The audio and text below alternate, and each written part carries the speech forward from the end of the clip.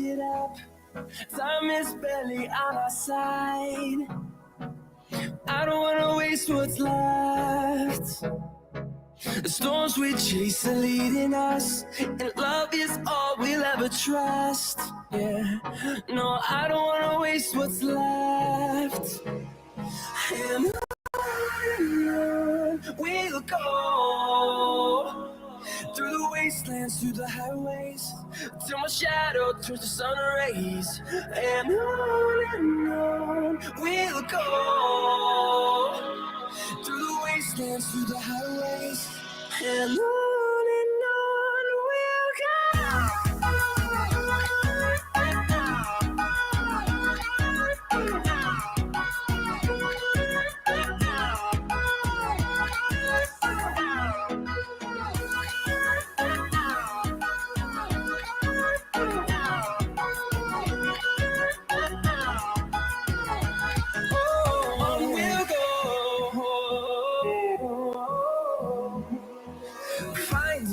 along the way, melodies we haven't played.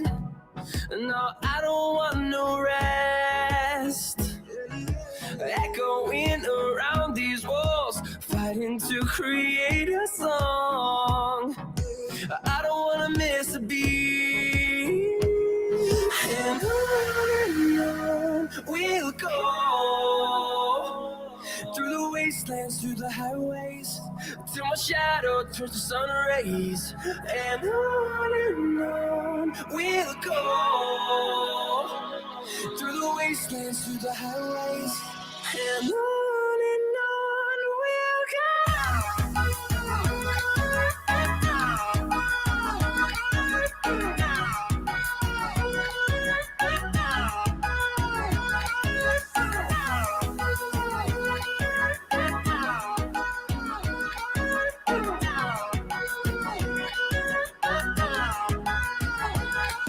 We'll grow in number, fueled by them to see the horizon, turn us to thousands.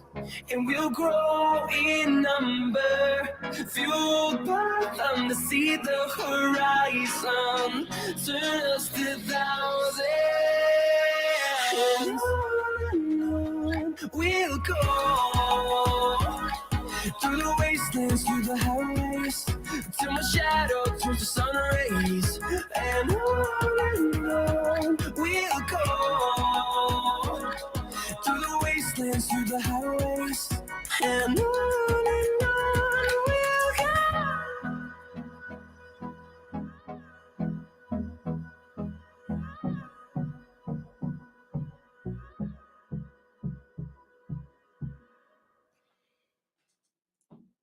Well, that didn't last fucking long, did it? That's kind of getting into that.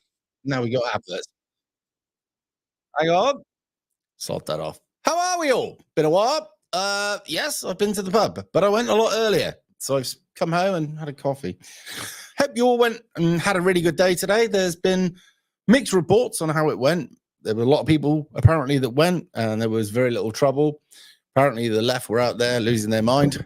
And we've got possibly Mark Collett coming on today because he attended and was turned away. So we're going to hear what he has to say about it and his side of things, because obviously it's good to hear from all people and what they were up to, what they were doing, and what people thought. But we'll talk about the reasons or what you think are the reasons that Tommy has been arrested, why Tommy's in custody, why Tommy couldn't make it today, who turned up, who was on stage, who wasn't there, who was meant to be there and didn't go, etc., etc. Was it Cooper 246? Only 3 hours late. No, mate, I put the stream up at whatever time it was. I always go late, live at 8 o'clock, so no, not 3 hours late. But never mind, you might be new, and if you're not, then you're autistic, and never mind. Right, moving on. So at some point, we shall have Mark in here. Who of you went today? If you did go, put one in the comments, let us know.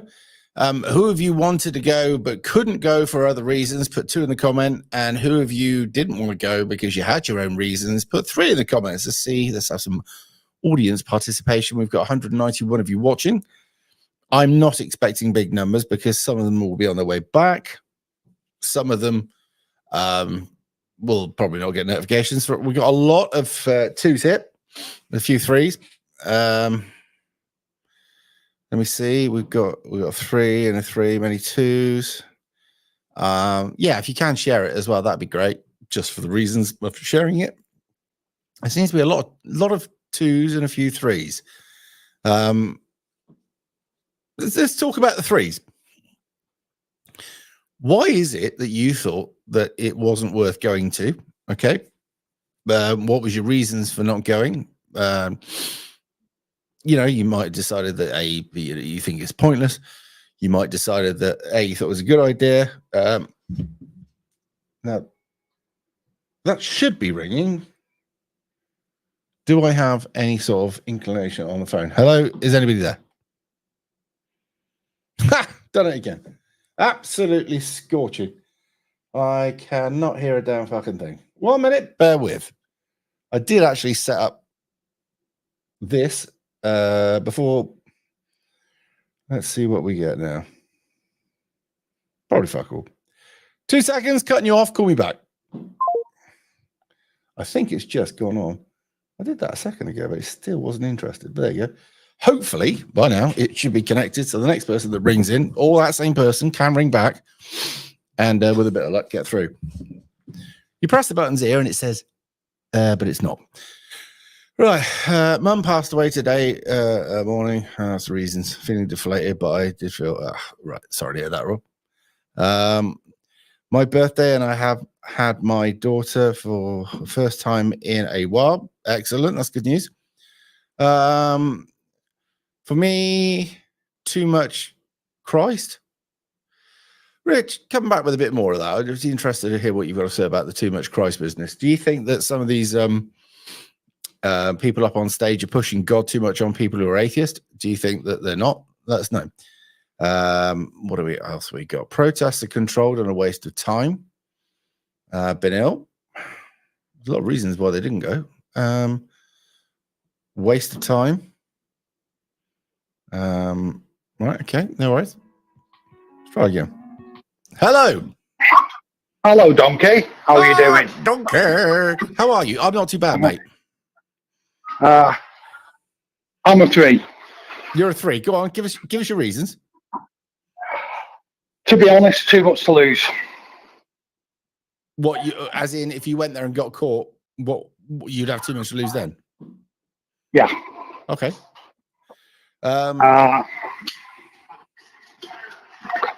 Yeah. Sorry, I'm just taking the dog for a walk while I'm calling you. But incidentally, does the missus know that you're political? Yeah. Okay. Does she believe in what you say, or does she not? Yeah, she does. I'm just wondering why. Am I your dirty little secret that you make these phone calls to? You have to go out for a walk. No. She knows I'm on the phone to you. She knows. I said, yeah, I've got too much to lose. Got 2 kids dependent on me, wife dependent on me. Yeah, anything happens, get kettled, get whatever. I'm ex-military, served the country for 13 years. You know. Do you think this is one of the main reasons people don't go is because they think they've got too much to lose and they don't want to risk it all for what they consider to be very little gain? Has the phone gone dead? Hello? I think Donkey's lost signal. Either that or we have issues here, but he seems to be still on the phone. Yeah. Oh, you're back. Hello? No, not working. Oh, never mind. Bit of a shame. So, do you reckon that's the same for a lot of people, that they realize or they think to themselves that if I got caught, I could lose my job, which would mean potentially I could lose my house, or I could lose this, or I could lose that. And basically one march won't achieve anything near what it would need to achieve for me to risk all this. Is that what you think? Let me know.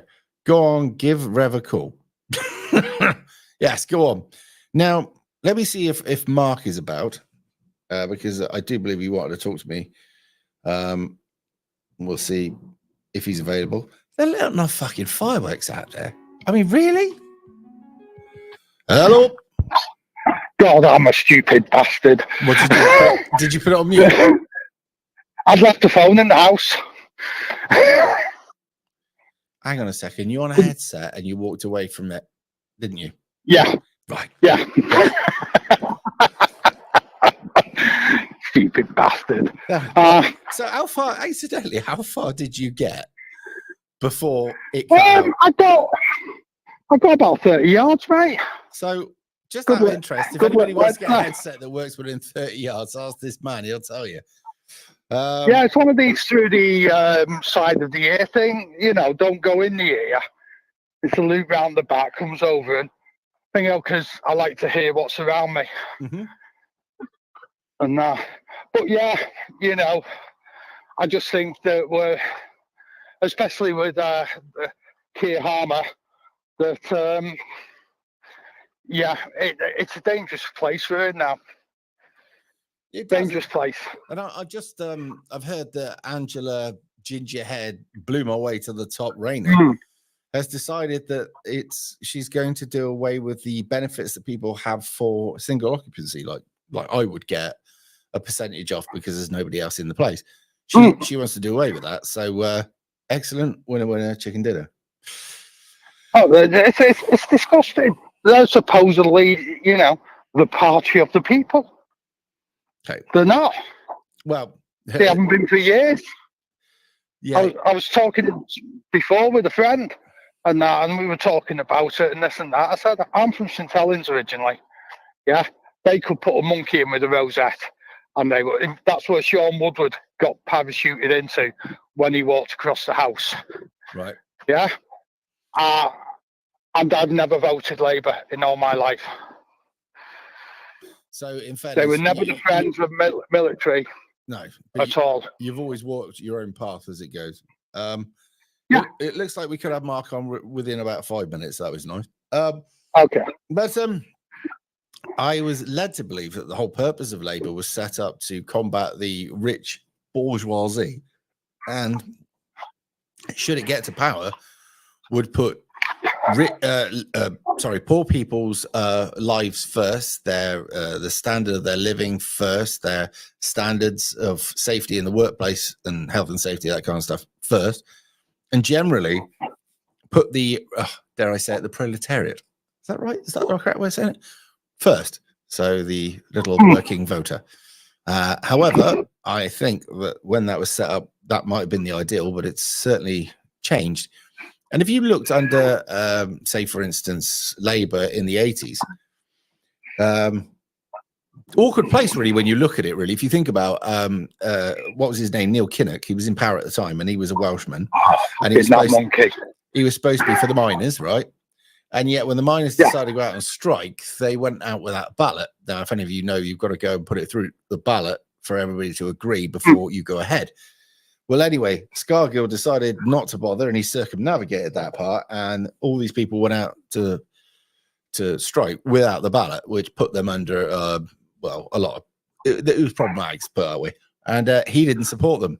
That did not go well. No. That's how I'm from a mining town. I'm first one not to go down the mining. You know, my dad worked down the mine, my granddad, you know, all this and that. On my mum's side, my granddad down the mine. But if the mines were open, would you have gone?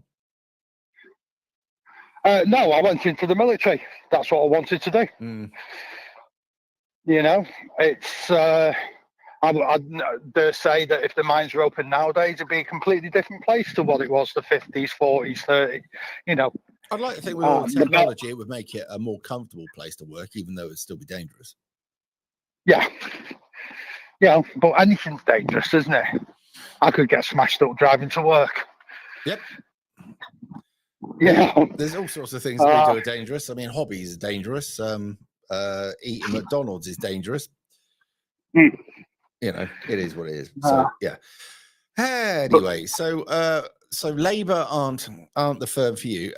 Do you believe that Conservative vote, or do you believe that Conservative are any more for you than Labour? No.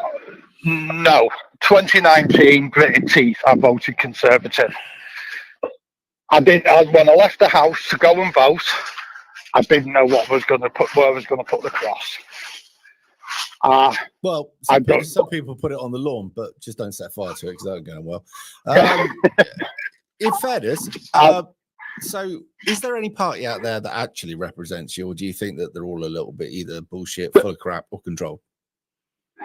I voted Reform last time because that was the one that I believe more closely aligned.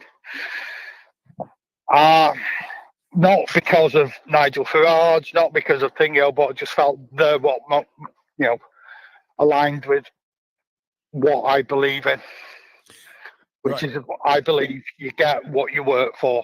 You work, you get on. Do you believe that? Say, for instance, the 4x4 fella says here, there's no point in voted. They're selected, not elected. Do you think that's the case? I personally do. I think the man's right. Undoubtedly, I've been saying about, you've heard in Wales, live in Wales, fucking Labour stronghold. The 20 mile an hour, 500,000 people done a petition about it. When it started, I said, you're playing in their ballpark. You're playing in their ballpark. That's what you're doing. And what they've done at the moment, all over the place, they bought all these extra speed camera vans that work day and night, and they're just parked up all over the place, and they're just racking up money. Yeah. It's my wife came home. She'd been to see a show the other night in Chester. Mm-hmm. And she came home and she was like, oh, the slip road was closed. I had to come all the way around and this and that. I drove out that way today. Oh, lo and behold, looks like they're digging the ground to put services in and posts. Yeah.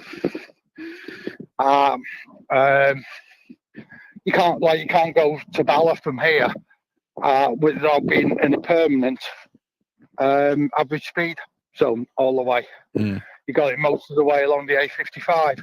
You're going to now have it coming all the way down the A494. They've done the Welsh Road on the Wirral. They've just put all average speed cameras up there. But the thing is, average speed cameras have ANPR. It doesn't take much more to feed that information into a charge per paper mile.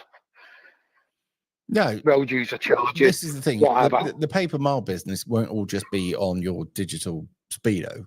Like every time you go to the MOT station to get the next MOT, it shows how many miles you've done. There has to be more to it than that. Oh, there will be. Mm. There will be. I work in IT, mate. I've worked for government projects. Right, my old son. I've just been joined by Mark, so I'm just going to say I'll catch you shortly. I'm going to let Mark come on, all right? Okay, mate. All right, mate. I'll speak to you again. Cheers, Donkey. See you in a bit, mate. Bye-bye. Right, let's see if we can do this. Hello, how are you doing? All right, mate. Can you hear me? Yeah, all good, all loud and clear. So this is the easy part. This is where I let you speak and I sit back for 10 minutes. So how did your day go? What was the plan? Well, first, can you just drop me the link for where the actual show is so I can share it? Because there's going to be quite a few people that I know that want to hear everything about it.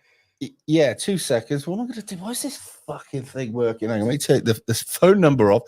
Right, 1 minute. Let me take that off so nobody called. So while you're sending me that over, I can let everyone know.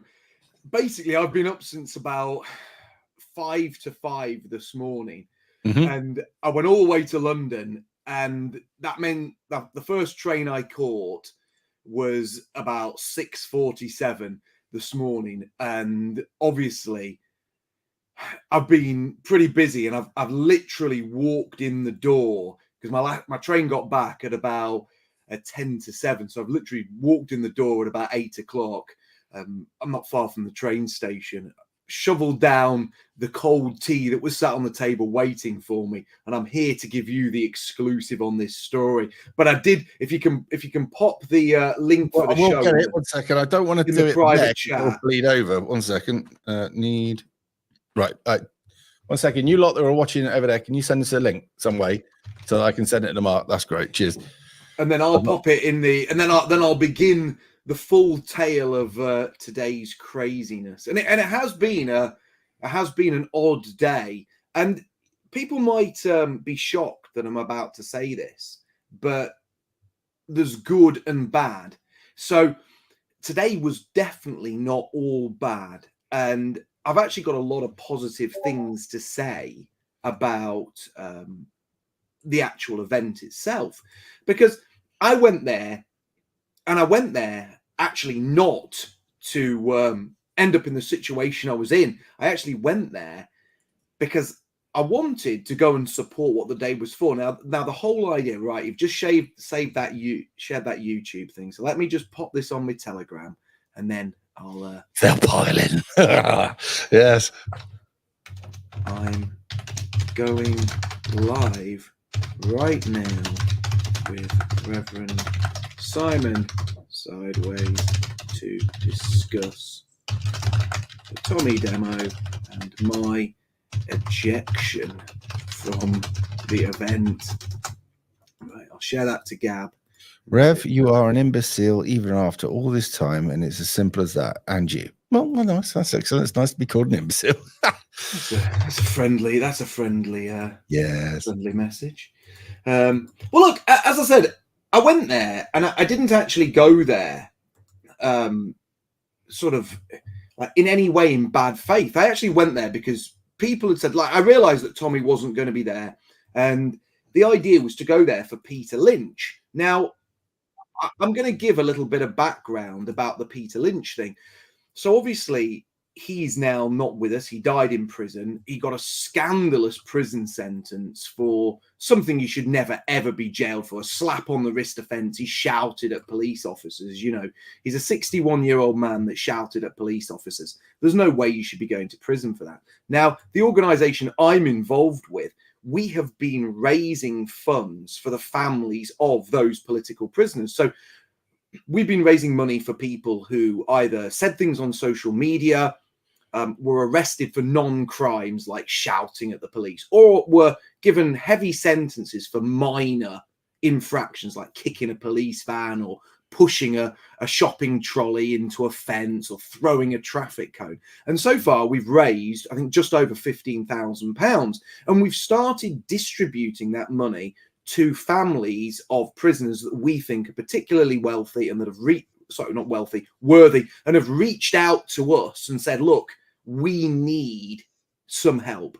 You know, the primary breadwinner in the house has gone to prison, and the family need some money coming up to Christmas. They need financial help. So we've actually I wrote personally to the family of Peter Lynch a few days ago and sent that first class saying, would you like help with the funeral bills? We're all really heartbroken at what you're going through. We think Peter was a good man. We don't believe he committed any crime, and we're here to help if you need us. And we've been helping other people. So when this event was advertised, people were saying to me, will you go down? Will you come down, and will you join it? And a few people reached out to me, both people who were very close to me and other people, and said, look, Mark, you've got to start coming to these events. Come down and see what you think. So I said, right, this is a big issue, and everybody, whether you're a Tommy fan, whether you're a fan of me, whether you're a fan of Sargon, doesn't matter who you're a fan of, everybody should be there saying enough is enough. You know, a 61-year-old grandfather has died, essentially been handed a death sentence, whether he was killed, whether he died, whether he committed suicide, in jail because he was jailed for shouting at police officers. Ridiculous. We should all be standing together on this issue. So I went down there in good faith, and I didn't go down there to take over the event. I didn't go down there to demand to speak or storm the stage. In fact, I didn't go anywhere near the stage. I stood quite far back behind the Churchill statue. I had no interest in causing any bother, trying to be anything more than a face in the crowd. Now, when I got there, I was actually quite surprised. I was recognized on the train on the way down. I was spoken to very warmly by people there. By the time the march set off, I'd been recognized by several people, asked for little media interviews, which I was happy to give. And when we got down there, we weren't doing anything untoward. We stood there and we unfurled a banner. Now, this wasn't a big banner advertising Patriotic Alternative or anything like that. All it was a banner that called for Sam Melia, the husband of Laura, to be freed from jail because he is a political prisoner. It didn't have any PA branding on at all. And we did have some PA leaflets about Sam Melia and also the ones about demographic change. And a lot of people were coming up to me and saying, look, I know who you are, great to see you here. What's your take on all this? And I was just saying what I always say. This swamping mass of migrants that are coming here are going to ultimately lead to us not only becoming a minority in our ancestral homeland, but also becoming second-class citizens, or worse, a hated minority. And people were really, really, warming to that message. And we were talking to people, shaking hands with people. And there was a few people there who I know are not my best friends. And I actually saw one of them. Me and him have had a little bit of an internet beef where we said things about each other. And I actually walked up to him, held out my hand. He initially didn't shake it. We spoke for a while and I said, look, I apologize for my side in this sort of pettiness. I'm an older man. And look, we're all here for the same reason. And eventually we shook hands and we said, look, let's part on decent terms, because I'm not there to cause trouble. I didn't bring a megaphone. I didn't try to drown out what was going on stage. I didn't boo things that I didn't like, because there were some things there that were a bit objectionable. But I was in line with everything. Then all of a sudden, we noticed like security people sort of massing around us. And before I knew where I was surrounded. And these guys were asking me to leave. And I was like, well, why? And they were like, we can't give you an answer. We won't give you our names. We don't want any trouble, but you've got to leave. And I said, well, look, let us roll up the banner. And they were actually quite friendly. Some of them were very embarrassed to be doing what they were doing. Some of them were quite sheepish. The main guy, he was very, very polite to me. He didn't lay a hand on me. He didn't try and harm me or muscle me or anything. He was just saying, you've got to leave because we've been told that you've got to go. He was kind of apologetic for that. He asked people not to film him because he was quite embarrassed, to be fair, that he was throwing out some guy who was doing literally nothing wrong and had turned up in good faith. Some of the security guys spoke to our guys and were like, look, we're absolutely gutted we're having to do this because we like your group. We agree with what you're doing. And we left. And by leave, they just said, look, you've got to, it was absolutely pointless telling us to leave, because they said, well, all you need to do is cross the road or just stand not on Parliament Square. So once you're one step off the square itself, they had no jurisdiction. And we just stood there with our banner talking to people. But by that time, it started to rain. People were leaving. And, we shook hands with the people who we were with. We gave one little speech. We showed the banner. People gave us a very polite round of applause and we left. And overall, it was a really good day. And I've never been to one of these before. And I was quite apprehensive, to be honest, about going, because I didn't know what I would see. I didn't know what the gulf would be between people who were sort of ethno-nationalists and people at the Tommy event. And I've got some very good things to say about it. I'm not on the show to rubbish it or slag anyone off. To be honest, I would say 95% of the people at that event would be absolutely, welcoming somebody like myself talking about demographic change. They were really good people. There was probably 5,000 to 10,000 people there. Now, that's a pretty wide-ranging estimate, but it's quite hard to get a total, grasp on how many are there. You look in one direction and, there's quite a few. Another direction, there's quite a few, but you're not doing a head count with that many people. But a good turnout. There was a lot of women. A lot of families came. Lovely to see so many flags of the British Isles. But there were a few disappointing things. There was sort of a pervasive smell of weed in the air, which I know that some people do it. I don't like it. And I think it should be kept away from demos. There was a lot of that. I didn't like that. And I repeatedly said to the guys I was with, like, can you smell that? And I'm like, yeah. There was, people there who'd got, big crates of lager and stuff, which again, I don't mind having a drink in the pub beforehand. I'm not a prude, but you shouldn't be walking down the streets with big crates of lager. But one of the most sort of objectionable things that I saw, I mean, there was a few Israeli flags, which I think is ridiculous. I don't think there should be any like foreign flags at a British event, unless maybe you've got a specific foreign speaker and you put the flag up on the stage when that speaker speaks. But the Israeli flags are a bit bad. But one of the things I thought was really odd, they have this guy there called Ricky Doolan, who's a bit of a... He's a fraud. And he had these black gospel singers. And I looked at our guys and I said, there's a sort of synergy here between like the mainstream media. I've caught him out, mate. He's so full of shit. Do you remember the time that he went up against Laura Towler? Yeah, that was an embarrassing moment. That's when I called him something or other and I got binned off. But he's so full of shit. His eyes are brown. And if you look through his social media, you'll see that he's changed his appearance so many times, and he's tried to rinse many people out for money. He's into some religious person at the moment. I think he might be married to his daughters or whatever it is. And they are what hypocritical religious people do, is fleecing their flock for as much as they can get.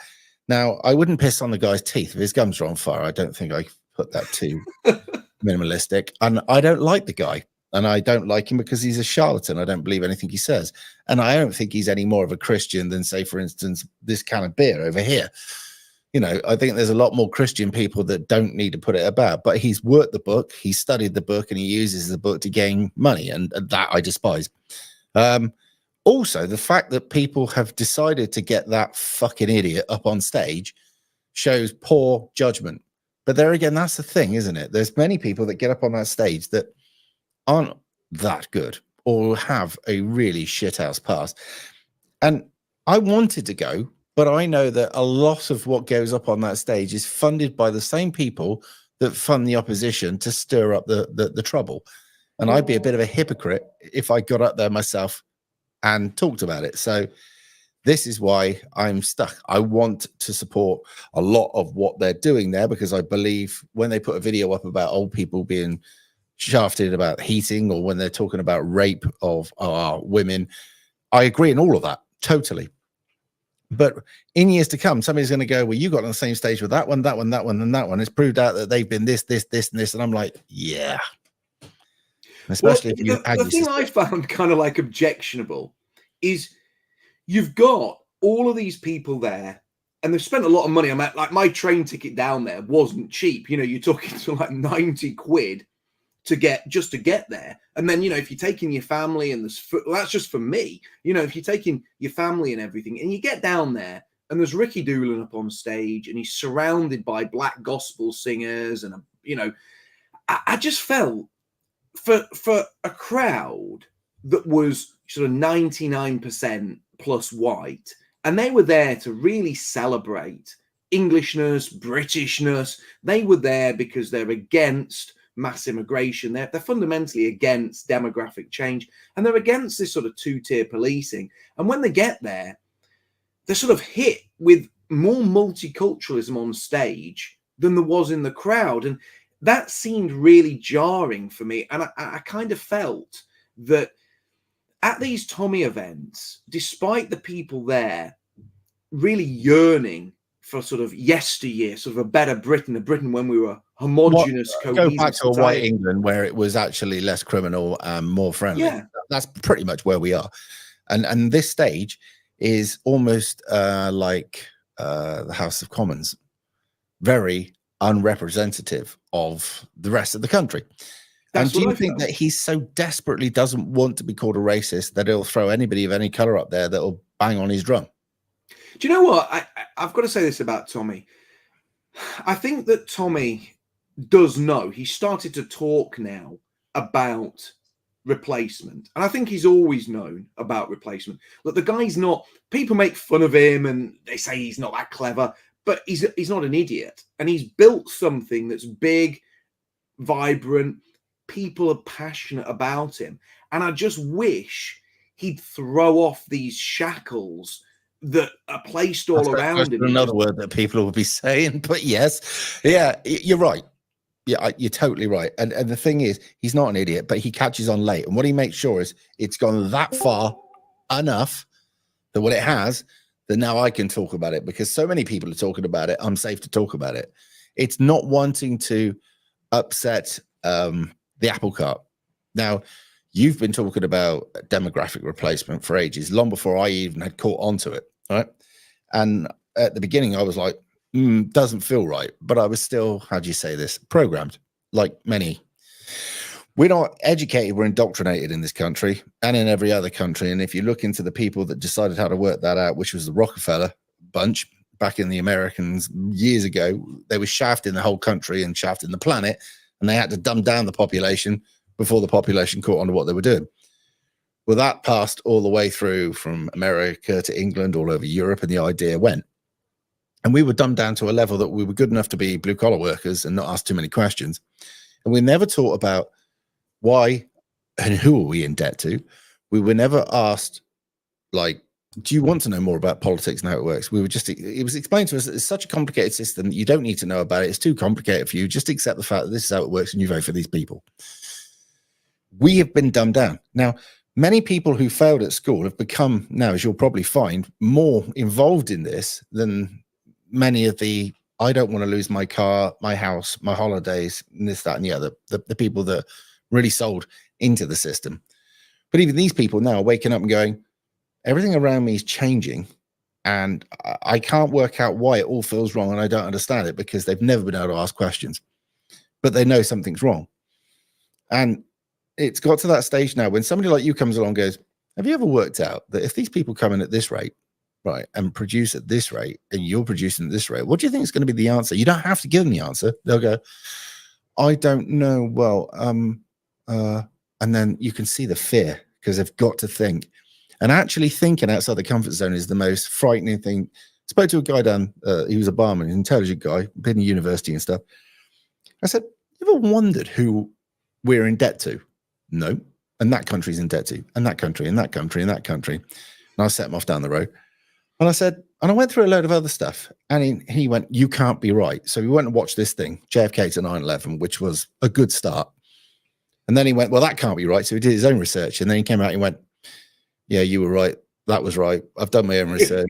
How the fuck did you know? And I went, well, somebody else put me on the right line. You're not one of these. You can't stumble across this stuff. You have to be brought to it by somebody who found it and somebody was taught. Like, this is what you do, right? This is what I do. And this is why we're about as welcome as thrush in many areas, because people don't want to wake up, right? When you tell somebody that everything they were taught at school and the system that they've believed in all of their life and the structures that they believed in is actually lies, and it was lies to keep you as a good little citizen doing his bit, mainly wanting to get into debt and wanting to be in such a situation that you will work without question for the rest of your life, right? That's the system, right? And when you actually work out this is the case, and you work out that everything about it was a lie, you go through these different stages, which is what I would consider to be like, if you lose somebody you love, you go through all these different grieving stages. When you wake up to the real world that you're in, you go through all these different stages, which are anger, frustration, depression, all sorts. And then you come out the other side pissed off, pretty much. And then you want to do something about it. But so many people don't want to wake up. And I don't know about you, when you actually confront some of these people with this, a lot of them will just immediately want to push back on it, everything you say. No, don't want to believe in it. And then some of them will come back and you go, well, all right, you were right about this, but what about that? And you say, well, this, and this. Go away and have a look. All right. So they go away, come out. You're right about that, but what about this? Because I was one of these. So I know, right? I had a mate, pretty much like yourself, who knew a lot, who fed me slowly. And I pushed as hard against it because I didn't want it to be right, because if it did, it was fucked. But here we are. So now you're teaching people about the people that actually control the problem, the people that don't want you to go forward, the political system that's controlled, which means you can't get anywhere, the financial system, which is regulated, controlled, and also dodgy. What's your advice to people like that? I mean, well, I'm not as black pilled as you, and I tell you why.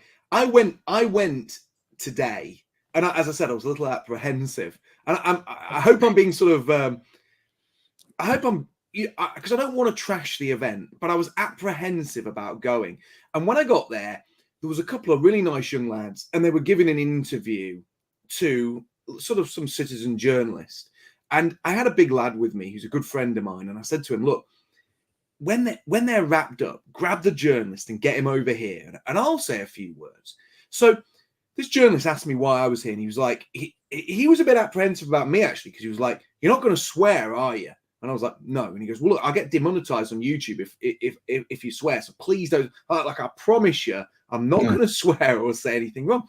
So then he starts asking me what I thought, and I started talking about 2066, demographics, London and Birmingham being lost, the whole country being lost by the 2060s, the fact that no one voted for this, that we are not just going to become second-class citizens, but there's going to be a whole two-tier system that makes us a hated minority. And people in the crowd weren't balking at this. All of a sudden, people went quiet and started looking. And, you know, one of the women who was there, she said, I've not heard a guy speak like this before, but he's right, isn't he? And I had this overwhelming feeling of these people are ready for this message. These people are ready to talk about demographics. They're ready to talk about replacement. They're ready to talk about anti-white discrimination, but no one's talking to them about it. And I felt that amongst that crowd, I'm not going to over egg it, but I would say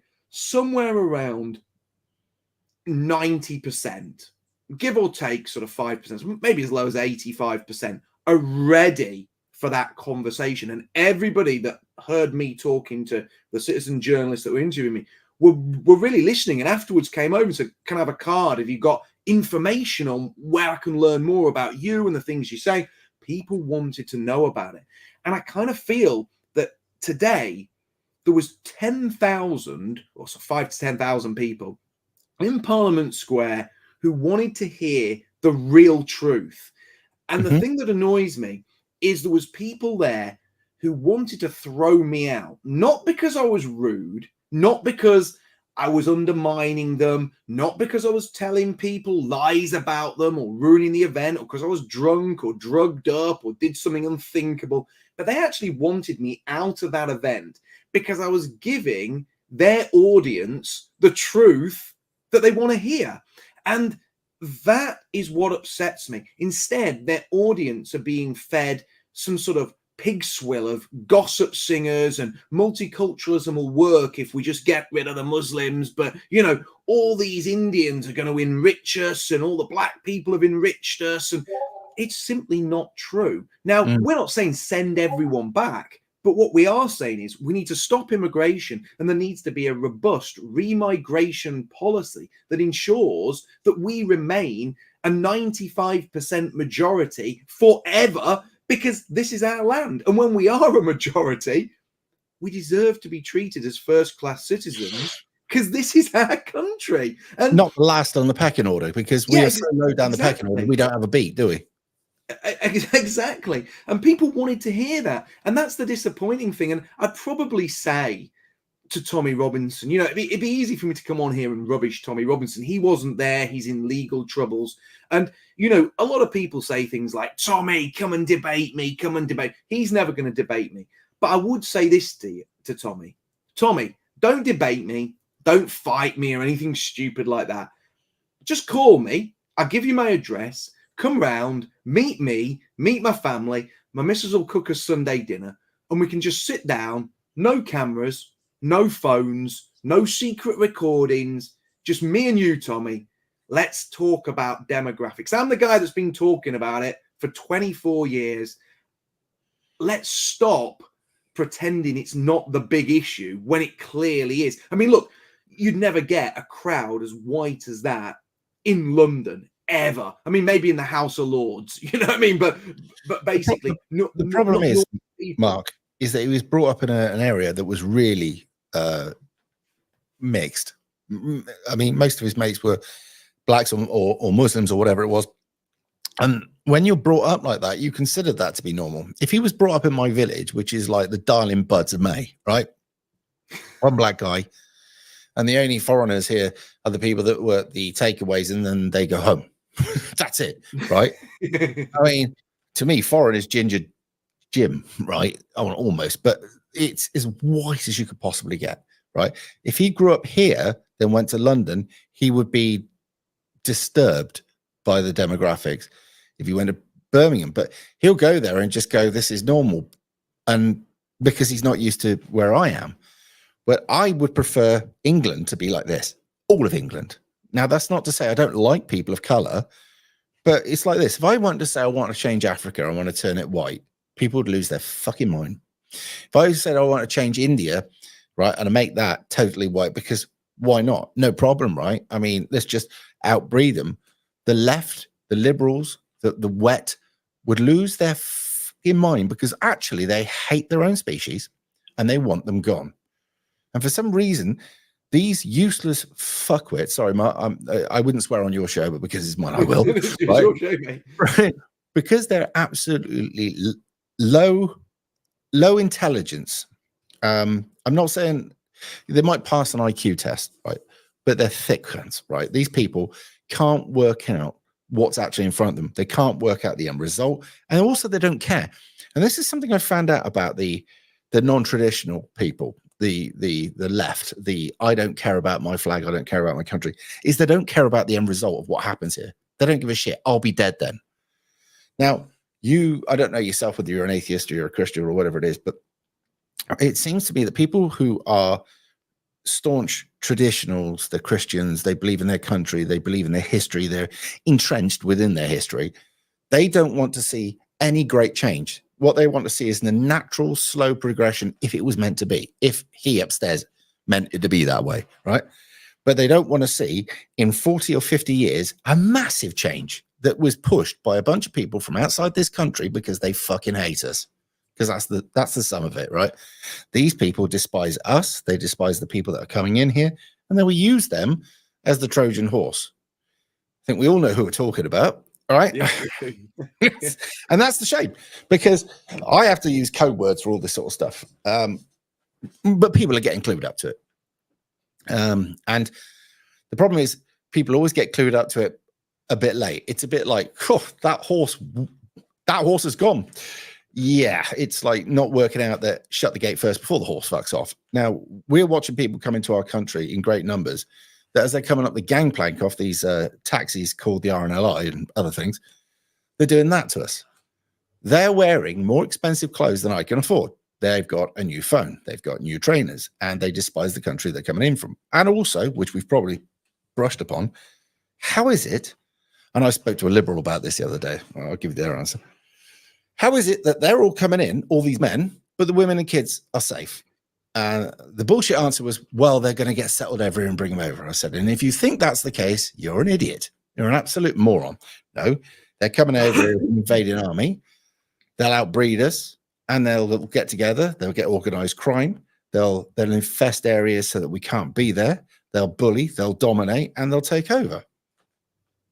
And that's where we are. And I used to be, what was the word for it? CivNat, I suppose you might have called it at one point. But CivNat is just a natural progression to EthNat, right? When you know nothing about anything, you would be a liberal because that's why you've been programmed. And as you get more and more aware, you then become more aware of your diminishing numbers, your culture, the way your culture has been like persecuted, and how it's important to keep hold of your culture and push back this tide of what we're going to call it, this sea of unnaturalness. These people that don't like us anyway, fuck it.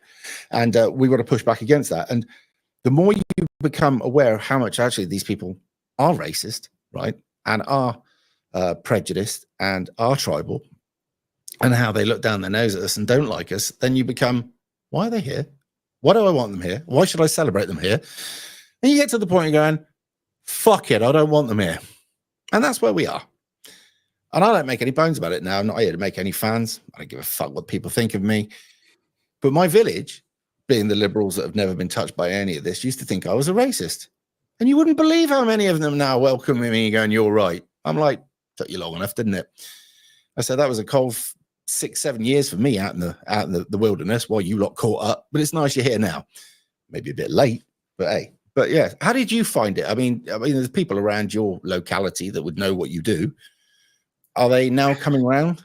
Or I think I would describe this as everyone has their tipping point, and people tend to ignore the problem until it's on their doorstep. And that's one of the reasons we're in the mess we're in, that a lot of people sort of instinctively know what's going on is wrong, but because it's not affecting them right here, right now, they will not do anything about it. And for me, I found that over the years, I've been mocked, I've been ridiculed, people have dismissed things I've had to say, but over time, the vast majority of those people have eventually collared me and said, you know what, mate, I used to laugh at what you used to say, but I've seen it for myself. And I think now there's so much happening that it's not just a trickle of bad news that wakes people up. It's a tsunami.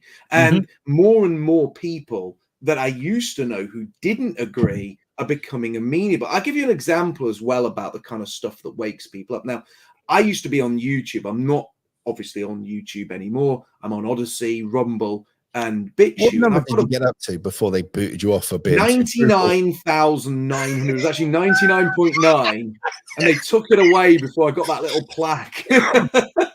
That I had to make. They wouldn't give it, and they stopped me going live on my main channel.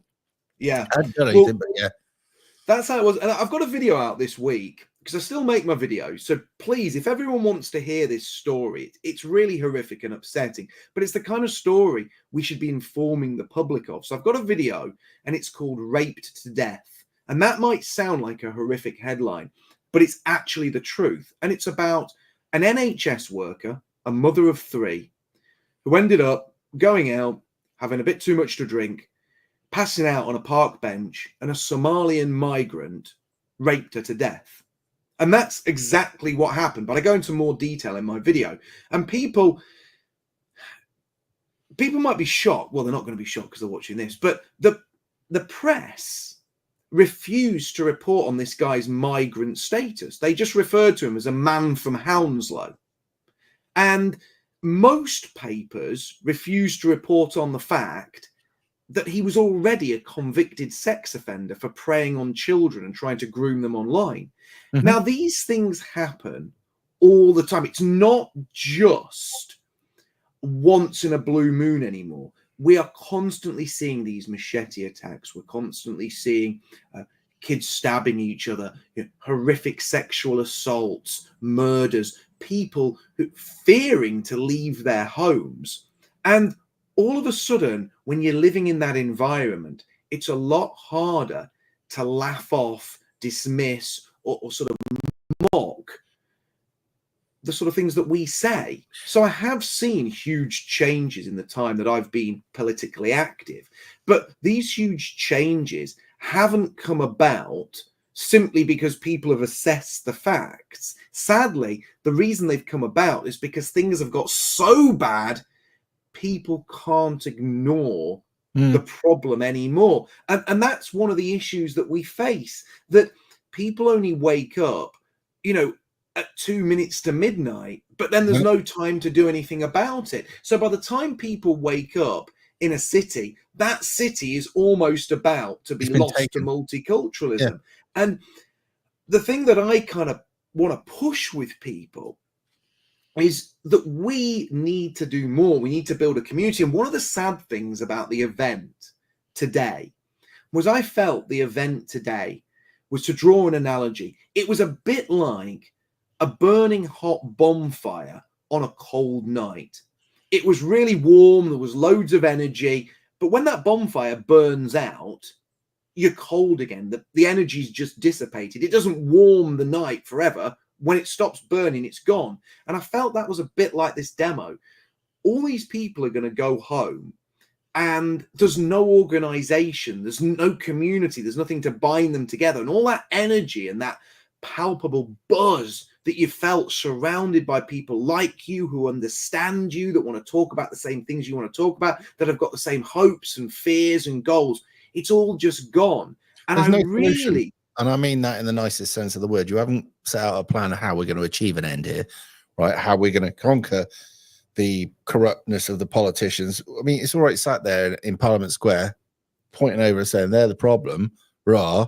What we need is rah, then everybody go home and then we'll do nothing. What I would rather is listen to somebody who's not so great at speaking, that then says, here's what we're going to do. We'll all join in. We'll start there. Here's the plan. We'll work it to this direction. And hopefully, with a bit of luck, we'll wake enough people up and we can make things happen. We'll do it in a tidy, we'll do it in a political, we'll do it in a legal sense. We will push back on all this sort of different stuff and we'll point out when there's wrong. But just, I went to the Tommy events early doors and the power that was there, the people, and it was great and all the rest of it. But you come away thinking, now what do we do in the period between this and the next Tommy event? And there it is. But well, look, but the thing is, I feel sort of like a little bit of a hypocrite saying this, but I had a really good time, and I've always sort of criticized these events for being a bit of a jolly. You know, I got down to London for about 9 on the train. I met my friends. We went for a bit of breakfast. We wandered down to the gathering point. Everyone had a few beers. I had a big can of Red Bull. We all chatted. People sang songs. We walked up to Parliament Square. There was entertainment. And I looked up under the bit, obviously, where they told me to go. I was sort of enjoying it. And I can see how these events, if there's nothing to bind people together at the end, people have a jolly, they go home and they look forward to the next one in 2 or 3 months. And I've often said this, if Tommy said to all those people, right, there's 10,000 of us here. Now, 10,000 is 100 times 100. So if we got 100 people in 100 towns or cities, and all those people went to their nearest local point, handed out leaflets local to them, and built a community in their own town or city, you'd have a network. And that's kind of what we were trying to build. Like Islam does. Islam will go out and it will meet non-Islamic people and hand out leaflets and tell them why they should be joining. And they'll be very persuasive. When we get home, we leave it at that because we don't want to upset the people around us, because we don't want to be ousted from the community as, I don't know, bigots, racists, homophobes, all the rest of the names you get called. I went the other way. I didn't give a fuck. And because I didn't give a shit, yeah, people are a bit quiet to start with, but now they're not. And they'll come up and shake your hand and stuff, but they have to see it for themselves. Now, what we were talking about earlier on really is the basis of acceleration, isn't it? I hope that Labour would get in because it would wake people up quicker than if Conservatives got in doing a slow death. That was my way of looking at things. But when people wake up and they're like you say, a couple of minutes to midnight, and the people that they want to, I don't know, fight against, and I mean that in the moral standard, right, or political, are so entrenched, so professional, so well set up, that if you come in 2 minutes to midnight, you're not going to achieve anything. They're going to win anyway. So we are, at this point, probably stuffed. And that worries me. It worries me, but there is hope, okay? And where I find hope, people might find this interesting. And I'm going to give 2 real-world examples. First, there's Irania in South Africa. And South Africa is a completely failed state. It's collapsing at such a rapid rate. But a group of plucky people decided to create their own town out in the middle of nowhere, and they've built a paradise. They've built a homogenous community for the Boers with its own hospital, its own school, its own community centre, with people with jobs. They farm, they grow their own food, and it's the perfect society. And in America, there are now people buying up land in the Ozarks, and so many nationalist families have moved there that they outnumber the people who lived there before. And they're going to vote their own people into positions where they're the town mayor, where they're the town sheriff, where they're the local school governor. The fact is, Muslims gained power. Not just, it's a really convenient thing to say, Muslims gained power because traitorous politicians gave it to them. No, they were smart. They clustered together. They spent money with their cousins and their brothers and their distant relatives rather than with white people. They put up their own community centres, their own shops. They clustered together, built a community. And from that, they gained strength. And white people are often so hesitant to think outside the box. They're still playing the age-old game of, let's keep standing in elections. And if we get 1% at this general election and 2% at the next and 6% at the next, and we keep growing like that, in 40 years, we'll have power. Well, we don't have 40 years left. By around 2060, it's going to be game over. You know, we have to start thinking outside the box. And that's why what we're doing, rather than raising money and just getting risable votes at elections, we're raising money for the families of political prisoners. We're out doing homeless outreaches. We're doing community politics like litter picks and park cleanups. We're helping people improve their lot in life to build a genuine community. And that's why we had a wonderful conference last weekend. Room was completely packed, sold out, 180 people there, a whole room for mums and small children, because we believe in that.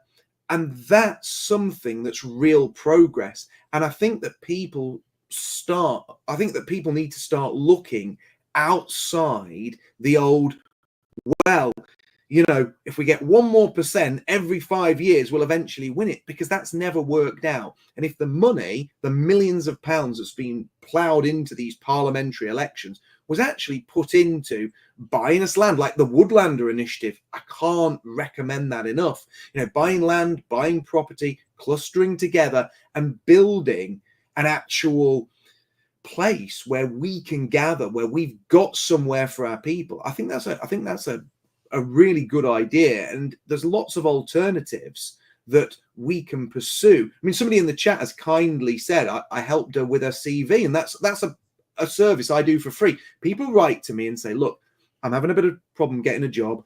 They send me their CV, I relay it out for them, I edit them, I put it in a professional thing, and then if they need a bit of extra help, I do interview techniques with them on the phone for an hour or so.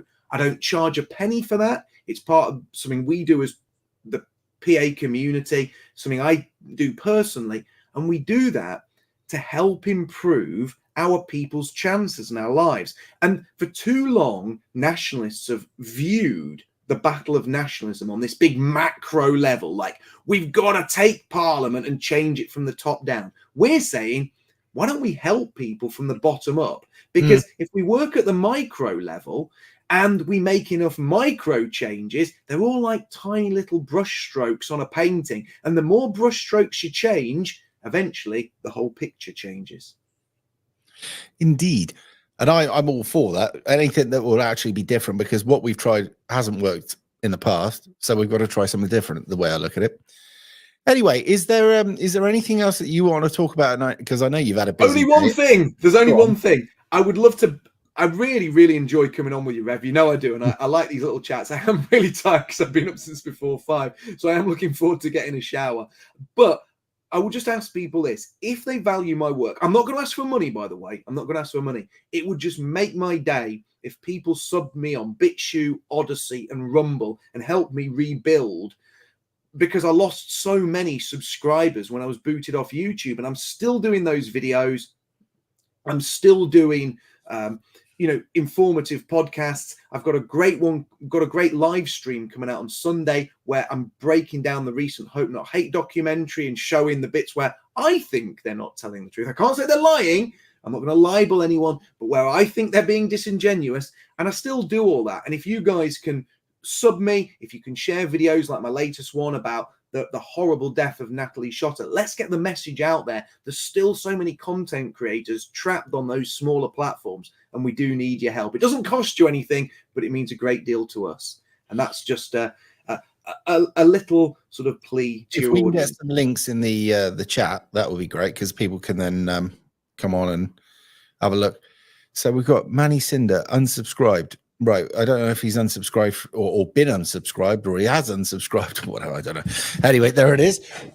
Look, Mark, I will let you get on. Thanks for coming on and telling us all about that, because it is interesting. And the very fact that you came on, you've been fair, and you haven't run him down or anything like that. No, in fact, I've invited him round for Sunday dinner. And I've got to tell you, when my wife cooks a chicken, she actually separates the skin from the chicken and creates a garlic, butter, and lemon rub that goes between the flesh and the skin. Now, if you're turning that down, Tommy, you're definitely a madman. Mad. Insanity. Yes, I would agree. You're welcome for Sunday dinner as well, Simon. Obviously, if you're ever in my area, yeah, if I'm ever up that way, I will. But I don't get out much. Anyway, but thanks for the offer. Anyway, Mark, thank you so much. And have a nice evening. All right. Thank you to your wonderful audience. Thank you and good night, everyone. No worries, mate. Thank you. Right, so we can now do the call-in. So we can change the brand. That was nice of him to come on, wasn't it? And he didn't run Tommy down, which was the important part.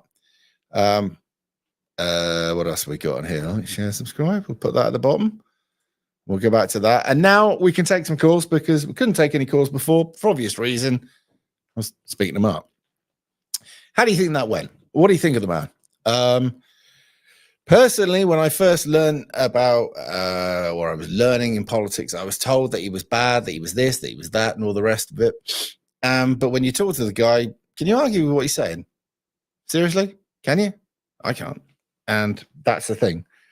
If he's saying the right stuff and he means it, well, there it is. Right. There were some stories we could actually cover while I'm waiting for you lot to call in. If you want to call in, there's the number on the screen, WhatsApp or... Right, so we got news and video idea. Have I just been messaged? Why would you message me? This is new. Let's see. No, I've just been told it's time to clean the device. Really, what an appropriate time. Thank you very much. That's great. Right, news and video ideas. Let's go to the bottom and work our way back up.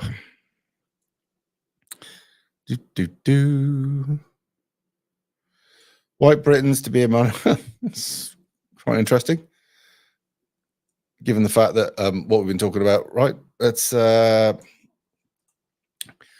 White Britons to become a minority by 2060 or sooner. White Britons are already a minority in London, and according... Oh, we got a call. Hello. Hello there, mate. Got a guitar for sale? No, I haven't. How are you?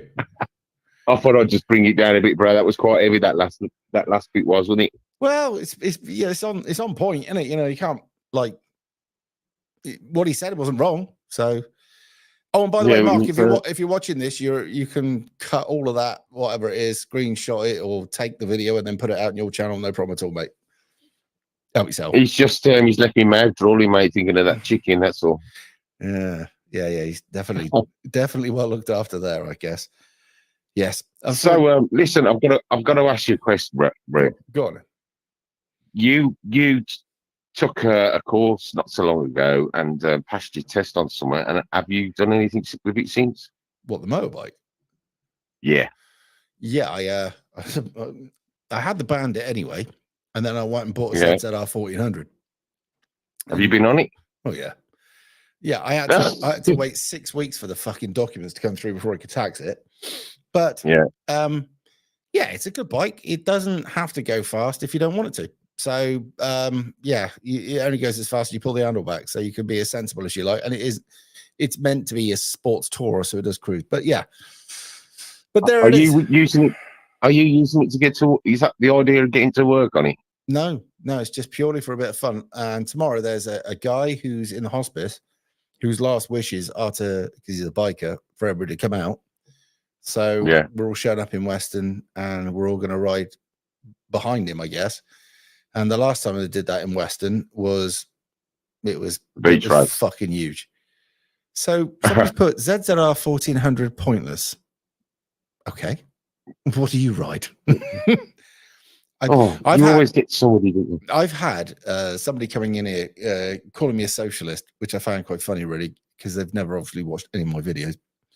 And this person's come in, and I've just gone, yeah, fuck off. And they've come in under all these different accounts, and I actually think it could well be Crinkle under all these different names. So, Crinkle, if you are there, come in under your real name, mate. Never mind. He rides cock. Okay. You didn't go to Tommy's then today? No. I tried to get there, but I couldn't make it this morning. I was told I was going to be working today, so that was it. But no, I'm one of these that if I stood on stage with a load of people that, I mean, there's a load of them I really don't trust. in one little bit. Honestly? Yeah, honestly, of course I don't. Fucking not one bit. So I don't want to stand fucking shoulder to shoulder with them. And when it actually turns out that they are what I know they are, right? People are going to go, well, you had some poor judgment. Right, okay. Now we're more confused than ever now, so. Yeah. So don't forget, yeah, this is why not everybody that stands on a fucking stage is your friend, even though he's saying what you want to hear.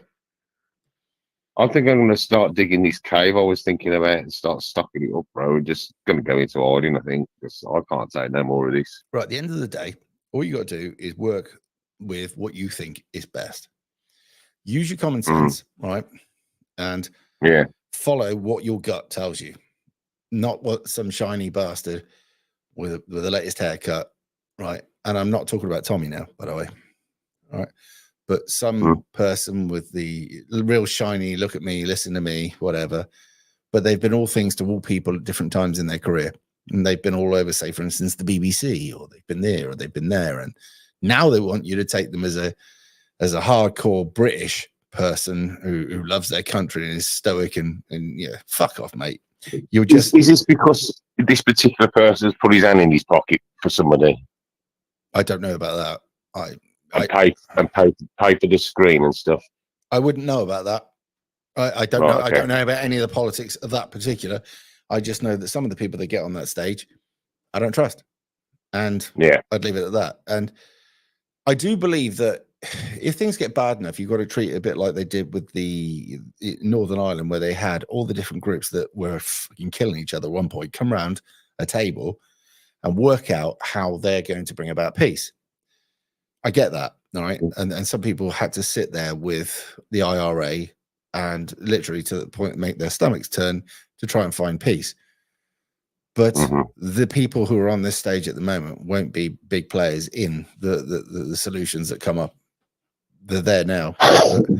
And I don't trust some of them. I can't help it. But there it is. Well, you know what they say, you can put what you need to say in music. It normally goes down better if it's in words behind a guitar, if you know what I'm saying. 1 second. I mean, didn't they use that? It was used today, wasn't it? I have to say, I haven't watched any of what happened today because what I wanted to do is people to call in and tell me what they saw. So there it is. Oh, by the way, Sarge, I fucked that BMW thing off in the end. Too dodgy. Wasn't happy. Didn't get it. There you go. He's just having a word with somebody there. But yeah. Paz didn't go either then, did he? Because I saw one of his videos today. I don't know. He did ask me a while back, was I going? And I went, no. But there are people that on that stage that will be nice to my face, but in the past called me an anti-Semite and all other names. There are people on that stage who were ex-BBC. Once BBC, you're always BBC. Sorry. Yeah. There are people on there that are too highly polished, too shiny, and also probably funded, though you can't prove it, by the same people that are causing a lot of the trouble around the world. Well, I just seem to be going in on myself at the moment. I don't say hello to people no more. I've sort of got a frown on my face all the time, like an angry look. I just don't acknowledge people anymore. I'm not polite. I'm not. If somebody dropped dead in front of me, I don't think I'd stop. I just keep on going. It's getting to a point where I'm becoming a zero. I'll bet you would stop. In feelings and tolerance, do you know what I mean? Like, I don't care anymore. You would stop. If you understand what I'm saying. Hey? You would stop. Your humanity wouldn't let you not. It just feels like it's just no hope. I can't see a light at the end of the tunnel the way everybody is with each other. It's just backstabbing and, you know, listen to this for an example. I'm not coming across as an hard fucker here. I'm just going to give you a prime example, Simon. I'm riding down a public footpath on a push bike, right?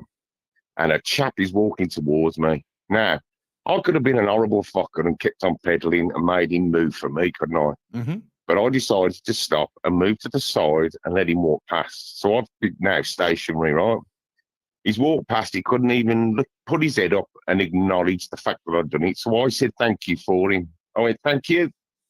He turned around and he went, have we got a fucking problem here? Right? And this is a fellow Englishman, right? Yeah. So I says to him, two things are going to happen here now, you arrogant fuck. And not only are you arrogant, you walk past, you couldn't even say a fucking low, but now you're fucking fronting me because I said it to you. I said, you either turn around and fuck off now, or me and you are going to go to town. And the cowardly fucker turned around and fucked off. I felt fucking good, but I also felt bad to think that was a fellow Englishman, right? Yeah, and it seems to be happening a lot to me. No, you need a lesson. He got the lesson. You know what I mean? But it's constant, bro. It's like, and all the cunts that I'm having these rows on are fucking white Englishmen. But they watch too many films, right? And they end up believing that they're this hard cunt or that hard cunt. And they open their trap, and all of a sudden somebody comes up to them and they realize that actually they are just little old them that aren't and can't do what they think they can. And they need the reality. But why is it always people like me and you that got to fucking give it side? It's hard work, bro. I don't know, mate.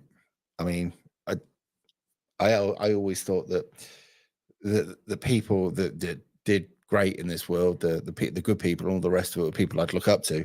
And then it turns out that actually some of the people I looked up to now aren't that good.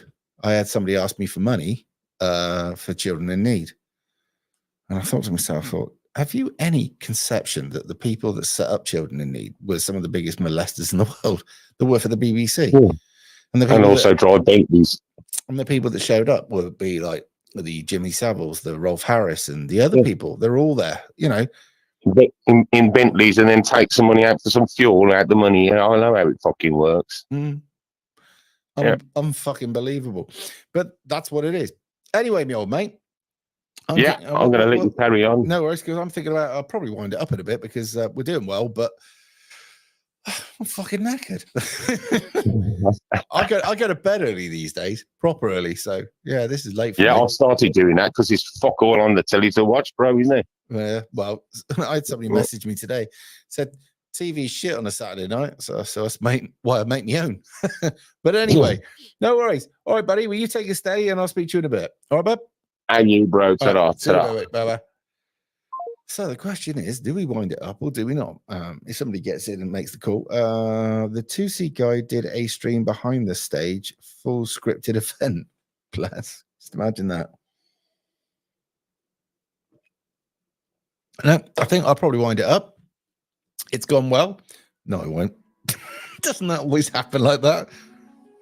Hello. Hello, Simon. How you doing, mate? Oh, not too bad. You all right?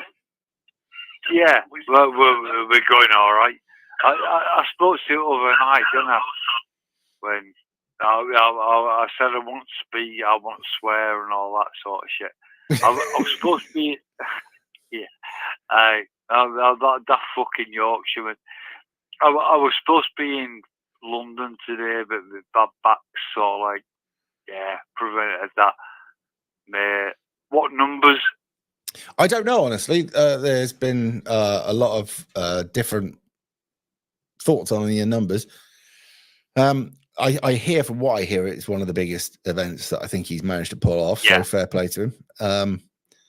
You know, they've worked. I have to say they have worked hard promoting this, and there are a lot of people out there that are.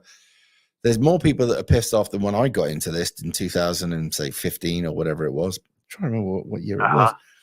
You know, people are getting more and more pissed off, and they're seeing more and more people either get stabbed, shot, killed, raped, fucked over, pushed out. Old people not getting their just desserts because they paid into the system all their life.